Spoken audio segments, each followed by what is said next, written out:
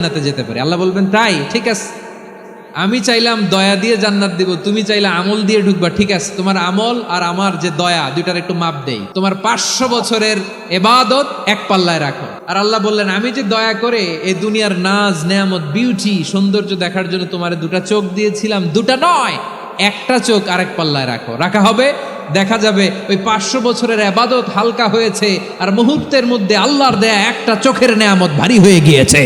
আল্লাহ বলবেন তোমার কথা মতো মাপ দেয়া হলো, এবার ফলাফল দেখো, হিসাব বলে তুমি এখন জাহান্নামে যাবা, go to the hell fire, যাও এবার জাহান্নামে যাও। মাপ চোখে যখন আসছো আমার সাথে হিসাব ক্যালকুলেশন, যাও তুমি এবার জাহান্নামে যাবা। এবার লোকটা কাচুমাচু করে বলে আল্লাহ আমি বুঝি নাই, আল্লাহ আমি বুঝতে পারি নাই, খেয়াল করি নাই, তুমি আমারে ক্ষমা করো, তুমি আমারে মাফ করো।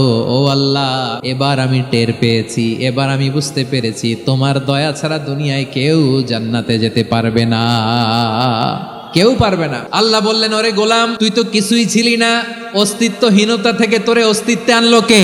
ওই ছোট্ট শুক্রাণু থেকে মায়ের পেটে 9 মাস তোরে খাবার দিয়েছে কে? আবার সুস্থতার সাথে দুনিয়ার বুকে তোর ডেলিভারির ব্যবস্থা করে দিল কে?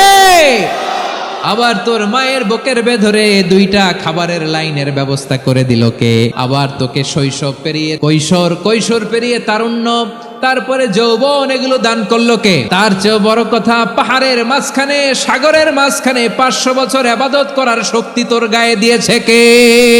এই সাগরের মধ্যে লোনা পানি, লবণের পানি মুখে দেয়া যায় না, সেখান থেকে আমি পাহাড়ের ভেতর থেকে মিঠা পানির ব্যবস্থা করে দিলাম, ওই জায়গায় তোরে রিজিকের বন্দোবস্ত করলো কে? সকাল বিকাল 2 বেলা টসটসে ডালিম খাওয়ার ব্যবস্থা করে দিল কে? তোর আবদার ছিল আল্লাহ আপনি আমারে সেজদারত অবস্থায় রুহু কবজ করবেন, তোর শেষ আবদারটাও পূরণ করেছে কে? ও গোলাম আমার রহমতের তুলনায়, আমার নেয়ামতের তুলনায় তোর 500 বছরের ইবাদতের কোনো ওজনই হবে না। গোটা বিশ্বের কেউ কোনোদিন আমার জান্নাতে ঢুকতে পারবে না আমি আল্লাহর দয়া ছাড়া। হুয়ার রহমানুর রহিম, তিনি দয়াময়, তিনি মেহেরবান। জিব্রাইল আলাইহিস সালাম বিশ্বনবীর এই লম্বা হাদিসটা যখন শোনালেন, আমি যা যা বলছি এটা বিশাল এক হাদিসের অনুবাদ। বললেন ইয়া মুহাম্মদ এই দুনিয়ার সবটাই চলে আল্লাহর রহমত দিয়ে। হাদিসের শেষ কথা, সব চলে আল্লাহর কি দিয়ে?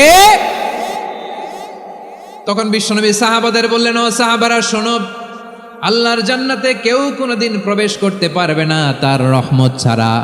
সাহাবারা বললেন ইয়া রাসূলুল্লাহ আপনিও না, আপনিও কি আল্লাহর রহমত ছাড়া প্রবেশ করতে পারবেন না? বিশ্বনবী বললেন না আমিও না, আমি বিশ্বনবীও আল্লাহর জান্নাতে আল্লাহর রহমত ছাড়া ঢুকতে পারবে না, তবে কিয়ামতের দিন আল্লাহর রহমত আমার চারদিকে বেষ্টনী দিয়ে থাকবে।